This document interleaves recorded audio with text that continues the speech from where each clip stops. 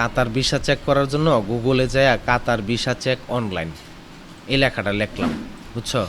তোমার যে কোনো দেশের ভিসা চেক করতে যদি চাও, বুঝো না বা বুঝবা, যেটাই করবা, তোমার মনে করো এখানে Qatar visa check online, Saudi visa check online, বুঝছো, সার্বিয়া ভিসা চেক অনলাইন, মানে যে কোনো দেশ, Singapore visa check online, Malaysia visa check online, এই শব্দটা দিয়া যখন তুমি গুগলে সার্চ দিবা, ওইটার একটা ইনফরমেশন আসবে ওই দেশের ভিসা চেক করার অনলাইনে।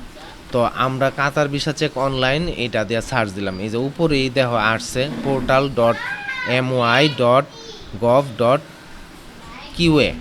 এটা কিউএ হইলো কিউএ হইলো তোমার কাতারের একটা আর কি, যেমন আমরা বিডি আছে এরকম। তারপরে সার্চ দেওয়ার পরে এই যে এটা আসলো না, এখন আমরা এটা ধরো কন্ট্রোল ধরে মাউস দিয়ে ক্লিক করলাম, তাহলে এই পেজটা থাকলো, আর একটা পেজে নতুন করে ওপেন হইলো। নেওয়ার পরে এই যে এরকমভাবে আসলো। এখন আমাদের এখানে দেখতে হইব এখানে কি কি কইছে। এই যে দেখো ভিসা সার্ভিস, এটাতে টিক চিহ্ন মানে সিলেক্ট অবস্থায় আছে, বুঝছো? এখানে অনেক ধরনের অপশন আছে, তা আমরা বুঝে নিতে হইব আমরা এই পেজটার মধ্যে কি আমরা ভিসা চেক করতে আইছি, ঠিক না? এখানে ভিসা রিলেটেড যেহেতু ভিসা সার্ভিস, এটার মধ্যে ঠিক আসি সিলেক্ট করা। ভিসা অ্যাপ্রুভাল ট্রেকিং, বুঝছো? এখানে ভিসা ইনকোয়ারি অ্যান্ড প্রিন্টিং, মানে ইনকোয়ারি, কোনো কিছু ইনকোয়ারি মানে মানে যাচাই করা আর কি, এরকম না ইনকোয়ারি। পরে ভিজিট ভিসা এক্সটেনশন, বুঝছো, ট্রেকিং অ্যাপ্লিকেশন স্ট্যাটাস, বুঝছো? তুমি এই তিনোটাই এগুলা দিয়ে সবগুলারই তোমার চেক করতে পারবা। ধরো এখানে ভিসা ইনকোয়ারিতে আমরা চাপ দিলাম, চাপ দেওয়ার পরে এই দেখো ভিসা নাম্বার চাইতেছে। তোমার যদি ভিসা নাম্বার থাকে তুমি ভিসা নাম্বার দিয়ে সার্চ দিতে পারো। তোমার যদি পাসপোর্ট থাকে তুমি পাসপোর্টটা ক্লিক করলা, কইরা এখানে পাসপোর্টটা লেখলা, বুঝছো? এরপরে তোমার এখানে ন্যাশনালিটি কোন দেশের, পাসপোর্ট নাম্বার দেওয়ার পরে ন্যাশনালিটি দিবা, বাংলাদেশ দিলাম। তারপরে এখানে ক্যাপচার আছে একটা, এই ক্যাপচারটা লিখা দিতে হইব। ক্যাপচারটা যা যা আছে এটা লিখতে হইব। এখানে কি আছে, রিসেট আছে, রিসেট মানে সব খালি হয়ে যাবো গা। এখানে সাবমিট আছে, সাবমিটে ক্লিক করলাম।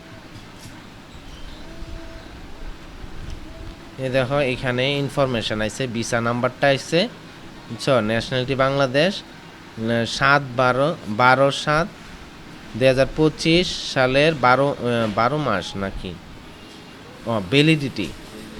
আচ্ছা, ভিসা ভ্যালিডিটি হলো 7/12/2025। হ্যাঁ, ওই তারিখ পর্যন্ত আছে। Under outside process, please visit the following website the appointment. তুমি এটাতে গিয়া দেখতে পারো, এটা আন্ডার প্রসেস দেখাইতেছে, আউটসাইড প্রসেস। আমরা এটাতে ক্লিক করি, এখানে আসলাম। এখানে দেখাইতেছে, এখানে গিয়ে চেক করা যাবে। এখানে আমরা ইংলিশে দিলাম, এখানে কোন কান্ট্রি, বাংলাদেশ দিলাম, তারপরে এটা আয়সা পড়ছে।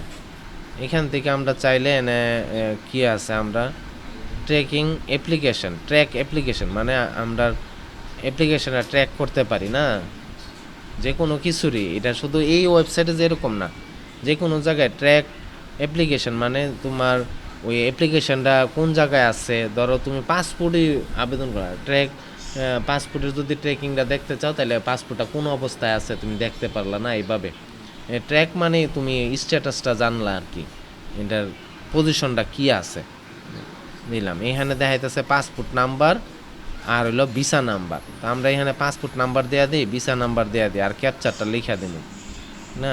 এখানে আমরা তো এখানে পাসপোর্ট নাম্বারটা আছে,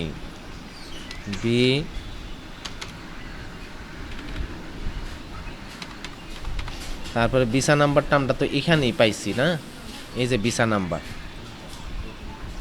কপি করলাম, এখান থেকে ভিসা নাম্বারটা দেয়া দিই।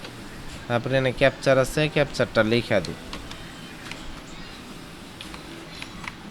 এখানে সাবমিট আছে, সাবমিটে ক্লিক করি।